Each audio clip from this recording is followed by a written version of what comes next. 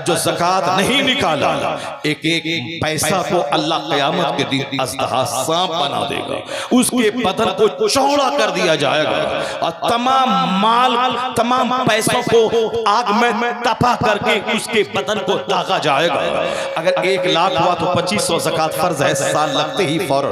1 करोड़ है तो 2.5 लाख ज़कात फर्ज है। अगर 2.5 पैसा भी उसमें से बचा के रखा, उसका दिल नापाक होगा, उसका माल नापाक होगा, वो हराम माल खाएगा और क़यामत के दिन बदन को चौड़ा कर दिया जाएगा। फतुक्वा बिहा जिबाहुहुम व जुनूबुहुम व ज़ुहूरुहुम, हदीस कुरान पाक में आया है, सूरह तौबा में है कि फिर उसकी पीठ को दागा जाएगा उसी पैसे से जिसको, जो पैसे की ज़कात नहीं निकाली, उस माल को आग में तपाया जाएगा। फतुक्वा बिहा जिबाहुहुम व जुनूबुहुम व ज़ुहूरुहुम, उसकी पीठ को दागा जाएगा, उसकी पेशानी को दागा जाएगा।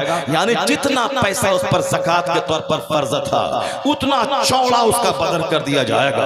अब उस चौड़े बदन पे एक एक सिक्के को दागा जाएगा। जो सोना चांदी उन्होंने जमा किया और ज़कात नहीं निकाला, औरतों को सोने चांदी की मोहब्बत ज्यादा होती है, कुर्बानी वाजिब है कर नहीं रही, सदक़े फित्र वाजिब है वो अदा नहीं कर रही है, और हर साल ज़कात फर्ज है वो अदा नहीं करती है। यानी अगर उसके पास 5 लाख रुपए का सोना है तो 5 लाख रुपए की ज़कात हर साल निकाली, चाहे वह पहने ना पहने, या बक्स में रखे, या साहब वो जमीन के नीचे दफन कर दे, या बैंक की तिजोरी में जमा कर दे, हर साल जब तक वो जेवर उसके पास है उस पर ज़कात फर्ज है। ऐसा नहीं कि हम तो नहीं पहनते हैं, वो तो रखा हुआ रहता है, वो रखा हुआ रहता है। इसका मतलब है कि तुम्हारे पास फालतू माल है, बचत है, तेरे खाने पीने से बचत है, तब ना वो माल बचा हुआ।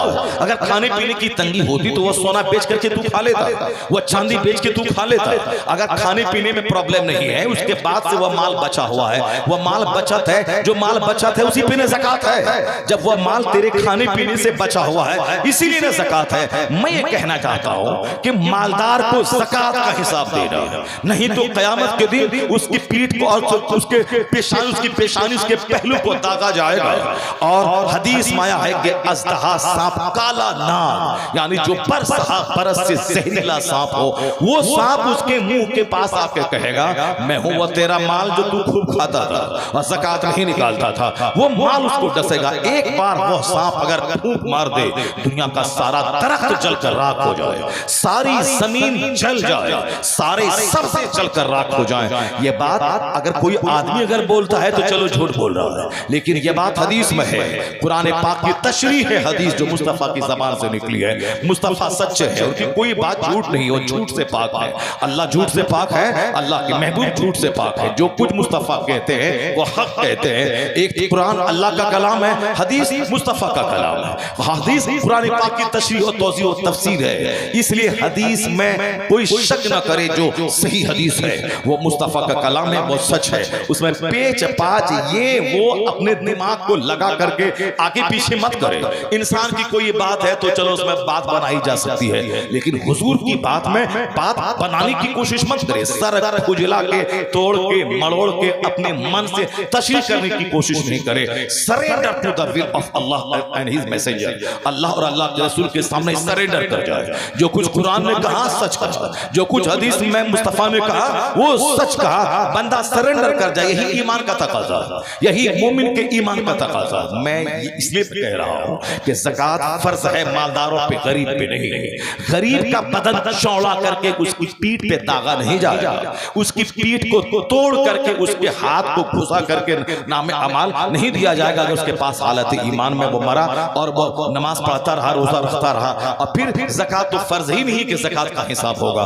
गरीबों पे हज फर्ज नहीं है, हज का हिसाब मालदार पे होगा कि 10 साल पहले फर्ज हुआ, 10 साल के बाद क्यों किया, नापाक माल से क्यों हज किया, तुमने हज में डिले क्यों किया, सदक़े फित्र तुमने क्यों नहीं निकाला, तुमने कुर्बानी क्यों नहीं किया, तुमने हज क्यों नहीं किया। ये मालदारों से सवाल होगा, ये गरीबों से सवाल नहीं होगा, ये मालदारों से सवाल होगा। गरीबों को सिर्फ इतना सवाल होगा कि तुमने 5 वक्त की नमाज अदा की या नहीं की, 5 वक्त की नमाज तुमने पढ़ी या नहीं पढ़ी। ये तो कि इसमें पैसा नहीं लगता है, इसमें ज्यादा टाइम 8 घंटा जो हम दुकान में बैठ करके दुकान चलाते हैं इतना टाइम नहीं लगता है। 5 वक्त नमाज पढ़ने में 1 घंटा या उससे कुछ ज्यादा या उससे कुछ कम लगता है। 24 घंटे अल्लाह के दिए हुए, रात और दिन अल्लाह के बनाए हुए। हमारा सर से लेके पांव तक सारे पार्ट्स पार्ट अल्लाह के बनाए हुए हैं। तो अगर बंदा सजदा करता है तो वो अस्तर से लेके पांव तक सारे पार्ट्स का वह शुक्र अदा करता है। अगर रात में 12 घंटे सोने के बाद बंदा अगर फजर की नमाज अदा करता है तो रात भर की इस नेमत का शुक्राना हो जाता है। तो गरीबी और अमीर ये दो चीजें हैं दुनिया में।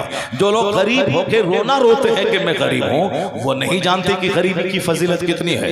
एक हदीस पाक आया है कि मालदार गरीब जो नेक है, जो साहिब ईमान है, वरना गरीब तो मालदार से ज्यादा वो ज्यादा चौपट है, जिस पर हज फर्ज नहीं, ज़कात फर्ज नहीं, सदका फित्र वाजिब नहीं, मगर ये हाथ में मोबाइल या चोरी का ज़िना गरीबों के मोहल्ले में ज्यादा है, बदकारी गरीबों के मोहल्ले में ज्यादा है, और वहां चरस ज्यादा है, अफीम ज्यादा है, शराब ज्यादा है, गाली गलौज ज्यादा है, वहां नंगापन ज्यादा है, और तो मर्दों में बेहयाई ज्यादा है, क्योंकि वहां इल्म नहीं है, कोई समझाने वाला नहीं है, समझाए तो समझने वाला नहीं है, गरीबी है, और उसके बाद फिर गुनाह पाप बहुत ज्यादा है। क्या हो रहा मुसहर की बस्ती में, क्या हो रहा है संथाल की बस्ती में, क्या हो रहा है मजदूरों की बस्ती में, सबको मालूम है। मजदूर की कोई खूबसूरत बीवी है तो जितने भी मालदार जमींदार हैं सबकी वो भाभी बन जाती है, और क्या तमाशा होता है सबको मालूम है।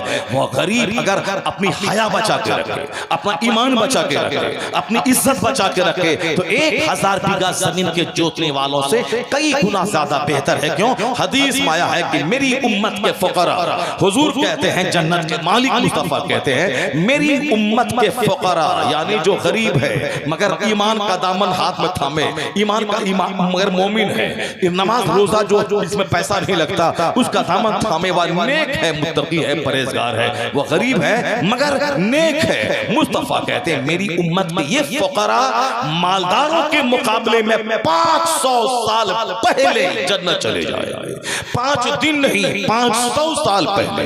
ये गरीब जिसकी झोपड़ी में सजदा था, वह गरीब जिसके घर में नमक रोटी है मगर अल्लाह का डर है, जहाँ आबरू सलामत है, जहाँ ईमान सलामत है, ये गरीब मालदारों के मुकाबले में 500 साल पहले जन्नत में जाएंगे। और मालदारों को रोक लिया जाएगा, नमाज का हिसाब दे, ज़कात का हिसाब दे, रोजे का हिसाब दे, हज का हिसाब दे, कुर्बानी का हिसाब दे, सदका तो खैरात का हिसाब दे, तेरे गरीब पड़ोसी बीमार थे उसका हिसाब दे, तेरी फूफी बीमार थी, तेरा चचा बीमार था, तेरा अपना रिश्तेदार गरीब था उसका हिसाब दे। तुझको मैंने अरबपति बनाया, करोड़पति बनाया, 1 लाख महाना दिया, 1 करोड़ महाना दिया, तुमने अपने गरीब भाइयों का, गरीब पड़ोसी का, मिस्किनों का तुमने कितना ख्याल रखा, ये हिसाब देने में लगा रहेगा। मिन ऐना इक्तसबहु व फीमा फज़ाहु, हदीस में आया है ये सवाल होगा मालदार से माल के बारे में, from where you earn this, in which ways you spend this, कहां से तुमने माल कमाया और कहां खर्च किया, इसका जब तक बंदा हिसाब नहीं देगा 1 इंच अपनी जगह से क़यामत के दिन हट नहीं पाएगा। हम लोग गरीबी का रोना रोते हैं, जबकि इस सेंस से अगर आप सोचेंगे तो गरीबी कितनी बड़ी नेमत है जिसमें हिसाब कम है, जिसमें हिसाब किताब कम है। अगर हमने नमाज रोजे से काम लिया, अब बड़े बड़े गुनाहों से अपने आप को बचाया, तो फिर जन्नत में 500 साल पहले मालदारों के मुकाबले में चले जाएंगे। तो गरीबी के लिए भी इल्म चाहिए ताकि गरीबी उसके जन्नत जाने का जरिया हो जाए। और अगर कोई मालदार है तो मालदार के दिल में अगर अल्लाह का डर है तो फिर अब वो समझ ले कि वारे न्यारे है। अगर वो ज़कात नहीं निकाल के जहन्नमी बना, हज टाइम पे ना करके जहन्नमी बना, नमाज ना पढ़ के जहन्नमी बना, तो दुनिया के चंद साल अच्छा खाया पिया, उसके बाद खरबों साल, महासंखों साल की आग में वो जलता रहेगा। लेकिन अगर मालदार अल्लाह का डर दिल में रखे, वो पाई पाई माल का हिसाब करे, कहां से कमाया और कहां खर्च करना है, वक्त पे ज़कात निकाले, वक्त पे सदका फित्र निकाले, अच्छा माल गरीबों मिस्किनों को दे, ये तो जन्नत खरीद लेगा पैसे की बुनियाद पर। गरीब चाहेगा कि मैं मिस्किन को खाना खिलाऊं, उसके पास पैसा ही नहीं कि वो खाना खिला सकता है। गरीब चाहेगा मैं बीमार को इलाज कराने के लिए 500 रुपए दूं, उसके पास पैसे ही नहीं है कि वो उसको दे सकता है। गरीब के दिल में है कि मैं मस्जिद की तामीर में 1 बोरी सीमेंट दूं, उसके पास पैसे ही नहीं कि वो कहां से देगा। गरीब चाहता है कि दरवाजे पे जो मिस्किन आया है मैं उसको 10 रुपए दे दूं, पैसे ही नहीं है, वो कहां से देगा। गरीब ना मदरसे में देगा, ना मस्जिद में देगा, ना जलसे में देगा, ना फकीर को देगा, ना मिस्किन को देगा, वो एक आह मार के रह जाएगा, नहीं दे पाएगा। मगर मालदार को अल्लाह ने माल दिया है, वो मस्जिद में दे रहा है, 100 दे रहा है, 5 करोड़ की मस्जिद अपने पैसे से तामीर करवा रहा है, मदरसा बना रहा है, गरीबों में कंबल बांट रहा है, मालदारों के साथ साहब गौसे पाक का लंगर लुटा रहा है, पैसे हैं लुटा रहा है। हज़रत उस्मान गनी रज़ी अल्लाह ताला कुआं खरीद के मदीने के सारे मुसलमानों पे वक्फ कर दिया। 20,000 दिरहम में कुआं खरीद कर अपने लिए नहीं, मदीने के सारे मुसलमानों के लिए। यहूदी भारी कीमत पे पैसा लेता, भारी कीमत लेकर पानी बेचता था। उस्मान गनी ने पूरा कुआं खरीद करके सारे मुसलमानों पे वक्फ कर दिया। इसका मतलब है कि मालदारी, अगर मैं वहां दीनदारी मौजूद है, अगर वहां तकवा मौजूद, अल्लाह का डर है, यही मालदारी जन्नत जाने का जरिया है। हज पर जरी पे फर्ज नहीं, मालदार 10 हज कर चुका है, नफल हज कर रहा है, 50 उम्रे कर रहा है, गरीब सोच के रह जाता है। अगर मालदारी में अल्लाह का डर है, समझ ले कि दौलत के बहाने वो जन्नत खरीद लेगा। और अगर गरीबी में अल्लाह का डर है तो फिर समझ ले कि गरीबी मालदारों के मुकाबले में 500 साल पहले जन्नत जाने का जरिया हो जाएगी। तो मालदारी जिसमें दीनदारी न हो वो ही तबाही है, और गरीबी जहां दीनदारी न हो वो गरीबी भी तबाही और बर्बादी का जरिया है। कि कम से कम मालदार तो इस दुनिया में अच्छा खाया पिया एक दिन ही सही, मरने के बाद आग में जलेगा, लेकिन इस गरीबों मिस्किनों को तो दुनिया ही में अच्छा खाना नहीं मिला, ये खाने को तरसता रहा, ये अच्छा पहनने को तरसता रहा। तो इसलिए गरीबी जिसमें दीनदारी न हो वो मुसीबत है, अब मालदारी जिसमें दीनदारी न हो वो मुसीबत है। लेकिन अगर गरीबी में अल्लाह का डर है, ये गरीबी जन्नत जाने का जरिया है। और अगर मालदारी में अल्लाह का डर है, यही दौलत उसके जन्नत ले जाने का जरिया है। इसे फर्स्ट एंड फॉरमोस्ट है तकवा, यानी अल्लाह का डर, अल्लाह का खौफ। अब सुनिए कुरान क्या कहता है। अल्लाह कहता है हम तुम्हें इस दुनिया में आजमाएंगे, कभी भूख दे के आजमाएंगे, देखेंगे तू भूख में क्या बोलता है। कभी मैं अच्छा खाना खिला के आजमाऊंगा, देखूंगा कि तू क्या बोलता है। कभी मैं तुझे औलाद दे के आजमाऊंगा, कभी औलाद लेके आजमाऊंगा, कभी अमन का माहौल दे के आजमाऊंगा, कभी खौफ का माहौल दे के आजमाऊंगा कि देखें अमन में तू क्या करता था और खौफ के माहौल में तू क्या कर रहा है। अल्लाह कहता है वला नबलुवन्नकुम बिशैइन मिनल खौफ, यानी डर से तुझको आजमाऊंगा, डर का माहौल देकर, भूख से आजमाऊंगा, वलजू व नक्सिम मिनल अमवाल, माल को घटा के आजमाऊंगा।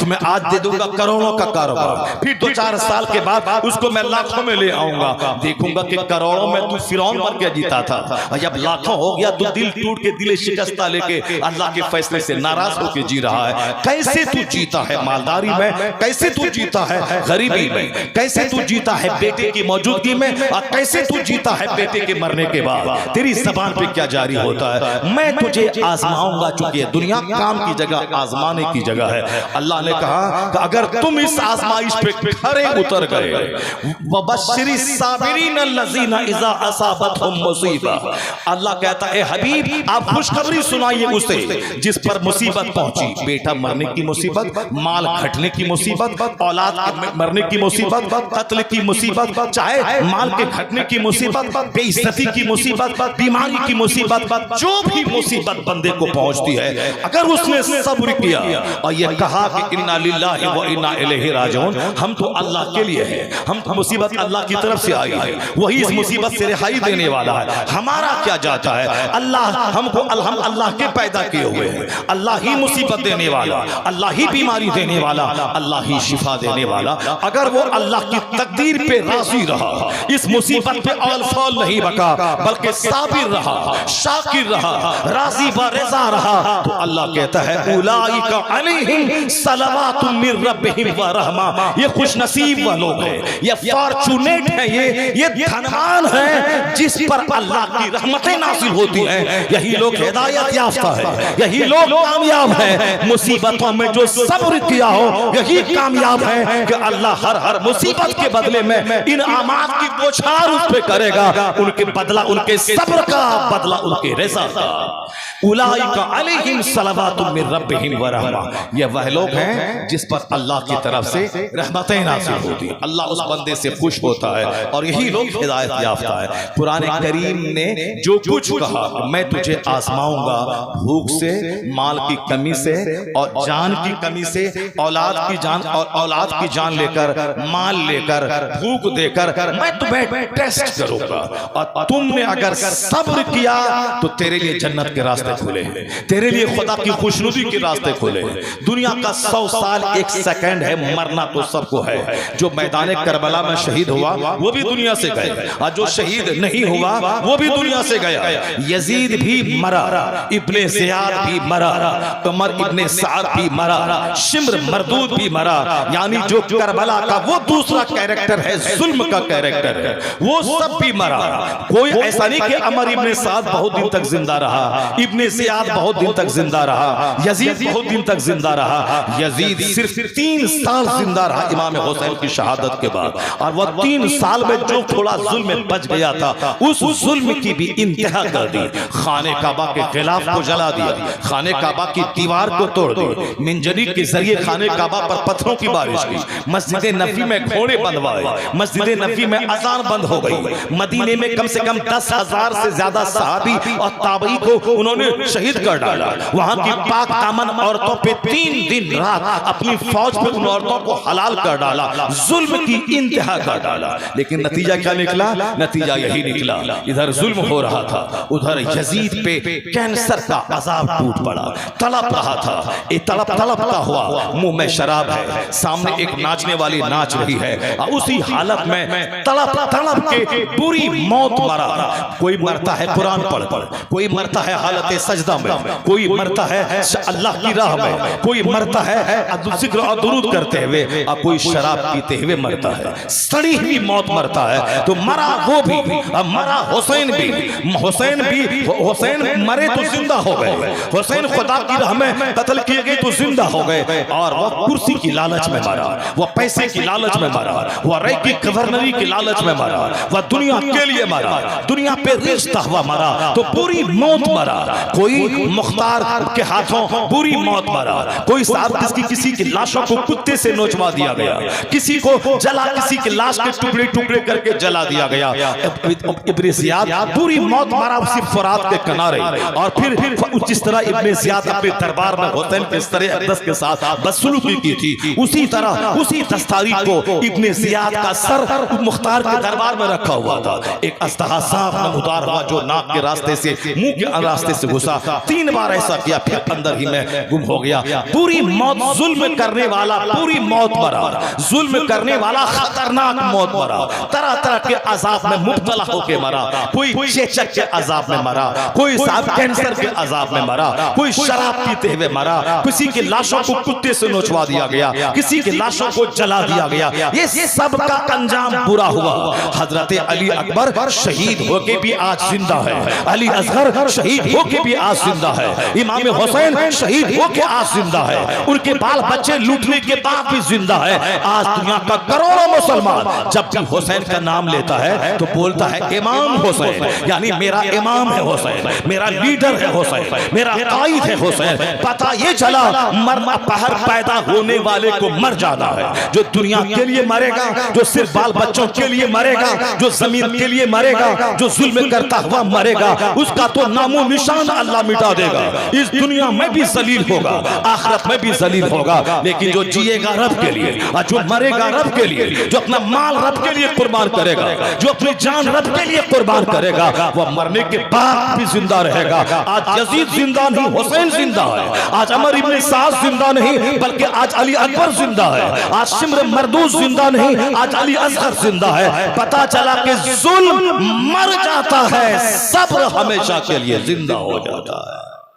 जुल्म मर जाता है और सब्र हमेशा के लिए जिंदा हो जाता है। मुस्तफा के घर वाले कुरान पाक की आयतों की तफसीर है, यानी प्रैक्टिकल में कुरान ने एक थ्योरी दी और नबी के घर वाले ने उस थ्योरी पर अमल करके दुनिया वालों को बता दिया कि कुरान पे अमल कैसा होता है। यही इसीलिए हुजूर ने कहा था कि मैं 2 चीजें छोड़ के जा रहा हूँ, एक कुरान और एक मेरी अहले बैत, इतरती अहले बैत, ये मेरे घर वाले हैं। इसलिए कहा था कि कुरान भी नूर है, मेरे घर वाले भी नूर है, इनकी जिंदगी से तुम्हें रोशनी मिलेगी, इनकी मोहब्बत की खैरात अगर तुझको मिल गई तो तू राह रास्त पे रहेगा, तू गुमराह नहीं होगा, तू भटकेगा नहीं, तू तबाह व बर्बाद नहीं होगा। तो इसलिए मुस्तफा के घर वालों ने जो जिंदगी मिसाली जिंदगी गुजारी है, वो मिसाली जिंदगी आज हमारे लिए टॉर्च बियरर ऑफ सिविलाइजेशन का काम कर रही है। वो मुस्तफा की जिंदगी हमारे लिए रोशनी का, मुस्तफा के घर वालों की जिंदगी हमारे लिए रोशनी का भंडार का काम दे रही है।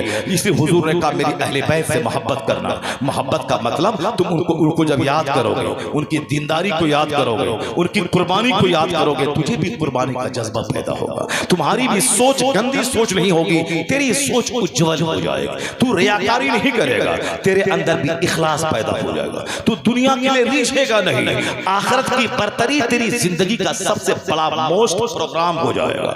आज दुनिया का हुसूल जो मेरी जिंदगी का प्रोग्राम हो गया है, अगर हम अहले बैत को देखें, कुरान पाक का मुताला करें, तो फिर हमें लगेगा कि दुनिया कुछ नहीं है। चाहे किराए के घर में रहें, चाहे अपने घर में रहें, दोनों बराबर है। चाहे मिट्टी के घर में रहें, चाहे सोने के घर में रहें, दोनों बराबर है। चाहे मिट्टी की दीवार हो या सोने की दीवार हो, दोनों बराबर हो जाएगी अगर नजर जन्नत पे रही, नजर आखिरत पे रही। यही हाल इमाम हुसैन उनके सारे घर वालों का था कि नजर हमेशा आखिरत पे, नजर हमेशा जन्नत पर, हमेशा आखिरत की बात है। अब जरा गौर से सुनिए, जनाब फातिमा ज़हरा ने मिन्नत मांगी है कि मेरा बेटा बीमार है, अगर अच्छा हो गया तो मैं 3 रोजे रखूंगी। आज हमारी माँ बहन बेटियां मिन्नत मांगती हैं कि मेरा बेटा अगर पैदा हो गया, मैं उसको सारी जिंदगी पैक बंधवाऊंगी, मैं सारी जिंदगी इमाम हुसैन का फकीर बना दूंगी, मैं सारी जिंदगी इसको साहब गले में मशकीजा डाल करके इसको मैं ऐसे गांव समाज में घुमाऊंगी। ये जहालत वाली मुराद है। जिस तरह गैर मुस्लिम मांगते हैं कि मेरा बेटा पैदा हो गया तो हम उसका बाल कहां मुंडन करेंगे, इसका मुंडन बैद्यनाथ धाम में करेंगे, इसका मुंडन गोरख धाम में करेंगे, इसका मुंडन साहब फला धाम में करेंगे, यानी धाम में इसका मुंडन करेंगे। उसी का देखा देखी खसीस व रसील मुसलमान फैमिली में भी इसी तरह का एक रुझान है कि मेरा बच्चा अगर बेटा पैदा हुआ, उसका बाल छोड़ देंगे, उसका बाल जाके अजमेर में मुंडाएंगे। मुस्तफा ही जाने ईमान है, वही असली ईमान है, उससे हट के तो बंदा मोमिन नहीं रह सकता।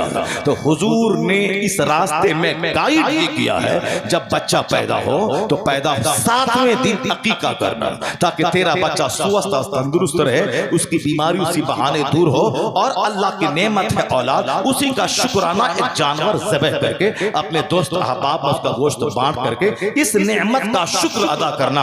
अकीका का मतलब यही होता है कि अल्लाह की इस नेमत जो औलाद की सूरत में अल्लाह ने दिया, उसका शुक्राना है, जानवर ज़बह करके दूसरों को गोश्त बांटना खिलाना, यह है अकीका है। और 7वें दिन अकीका करना है, और फिर सर के बाल मूंड देना है, बच्चों के सर पे ज़ाफ़रान लगा देना है। उस बाल को जो बाल मूंडा गया 7वें दिन, उसकी खैर उसको चांदी के बराबर वजन करके उस चांदी को गरीबों में खैरात कर देना है। और यह काम हुजूर में जब इमाम हसन पैदा हुआ, इमाम हुसैन पैदा हुए, या दोनों नवासे मुस्तफा के 1 साल के छोटे बड़े, इसीलिए दोनों भाई देखने में एक जैसे लगते थे, चेहरा मोहरा भी बिल्कुल खूबसूरत दोनों का एक जैसा, और फिर दोनों 1 साल के ही छोटे बड़े थे, इसलिए डील डॉल बॉडी शक्ल सूरत सब चीज में दोनों एक तौर पर नजर आते थे। आका अलैहिस्सलाम ने दोनों की पैदाइश के बाद 7वें दिन आपने अकीका किया, 7वें दिन आपने अकीका किया, आपने सर के बाल मूंडे, और फिर उसमें सर के बाल को चांदी पे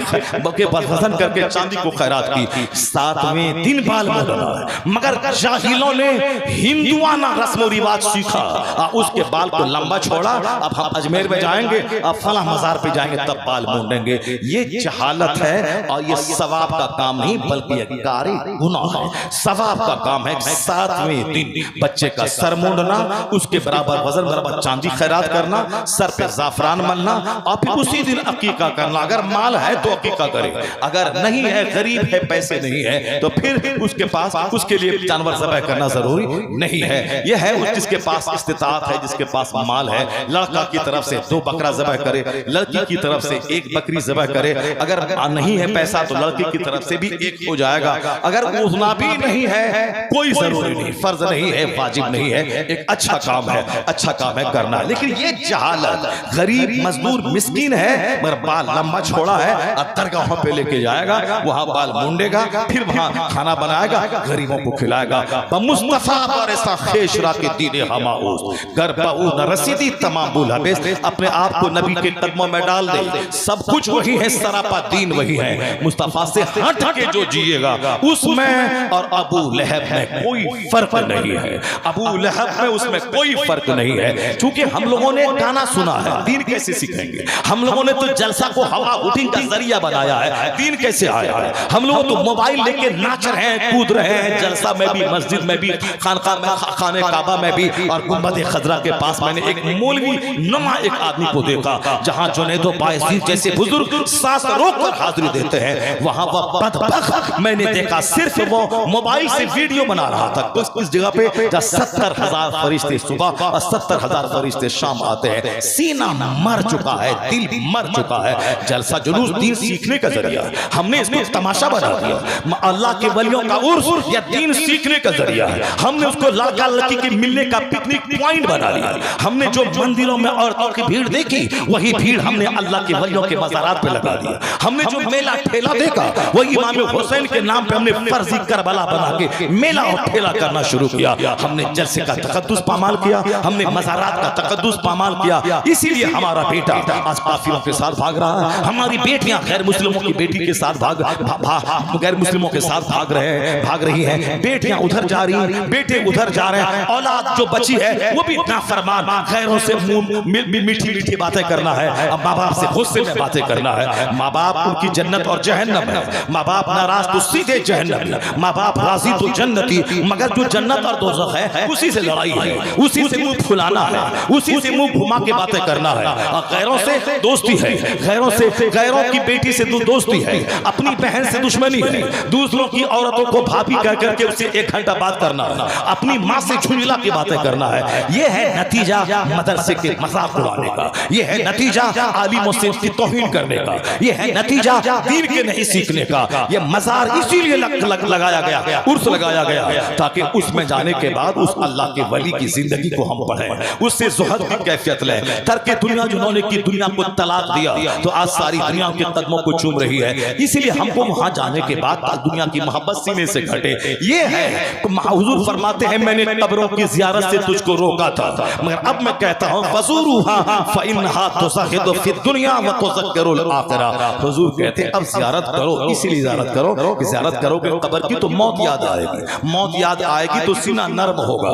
जहां मौत की याद नहीं है वहां ही कुछ चरम सीमा पे गुनाह और पाप है, और जहां मौत का डर है वहां गुनाह कम है। इसीलिए कहा गया कि जब सुबह करो तो शाम का इंतजार मत करो, और शाम करो तो सुबह का इंतजार मत करो। इसीलिए कहा गया कि तुम रोजाना 20 बार मौत को याद करो तो फिर तुम्हें शहादत का मर्तबा मिल जाएगा। और रोजाना जो 25 बार मौत के चर्चा करेगा उसके बारे में आया है कि अल्लाह उसे शहादत का मर्तबा अता करेगा। क्या मतलब? मौत को याद करने से तमन्नाएं घटती है, आदमी का सीना सख्त होने से बच जाता है। कब्र पे जाने का परमिशन इसीलिए दिया गया है, वहां जाने के बाद मौत याद आएगी, वहां जाने के बाद आखिरत याद आएगी, वहां जाने के बाद अल्लाह के वली की जिंदगी याद आएगी, जिन्होंने 80 साल की लंबी जिंदगी गुजारी, न आंख बहकी, न जबान बहकी, न पेट में हराम गजा डाला, न हाथ बहका, न पांव बहका, कैसी सेफ जिंदगी उन्होंने गुजारी। वहां जाने के बाद वहां उनका बयान सुने, उनका चर्चा सुने, जो इस गुंबद के नीचे आराम कर रहा है वो जीते कैसे थे, उनकी रात कैसे बसर होती थी, उनका दिन कैसे बसर होता था, ताकि जो लोग वहां आए वहां से रोशनी लें और अपनी जिंदगी के बिगाड़ को दूर करके अपनी जिंदगी में सुधार पैदा करें। हमने उसे मेला लगा दिया, जिस तरह मठ का मेला है वही मेला मैंने बना दिया। जहां दीन सीखना था वहां दुनिया का जरिया बना दिया। जिनके बाजार पे जाने के बाद नमाज की नेमत लेके लौटना था, वहां पिकनिक पार्टी करने, लड़का लड़की की मिलने की मीटिंग पॉइंट हमने उसको बना दिया। वो मुहर्रमुल हराम का महीना जिसमें हुसैन आज़म की सखावत, हुसैन आज़म की दीनदारी, उनकी जुर्रत, उनकी बेबाकी को जहां से लेना था, हमने इसे मातम करने, ढोल बजाने, नाचने का जरिया बना दिया। किस कदर अल्लाह को मैंने नाराज किया, किस कदर मुस्तफा की रूह को मैंने तकलीफ पहुंचाई, किस कदर इमाम हुसैन की रूह अपनी कब्र में तड़प रही होगी कि हमने किसके लिए कुर्बानी दी, और लोगों ने मेरे नाम पे क्या तमाशा खड़ा कर दिया, मेरे नाम पे उन्होंने क्या झूला झूलना और क्या साहब मातम करना का ड्रामा बना लिया। झूठी कहानी, 90% कहानी करबला के हवाले से जो बोली जाती है, 90% कहानी सब गढ़ी हुई है, सब झूठी कहानी है। जैसे फिल्म की कहानी होती है, एक बंदा उसको लिख देता है और एक हीरो उसकी एक्टिंग करके अदा करके कभी रोना कभी हंसना वो सब एक कहानी बना देता है, और लोग उसको सही समझ करके 3 घंटा फिल्म हॉल में बैठ के देखते हैं। तो उसी कहानी की तरह इमाम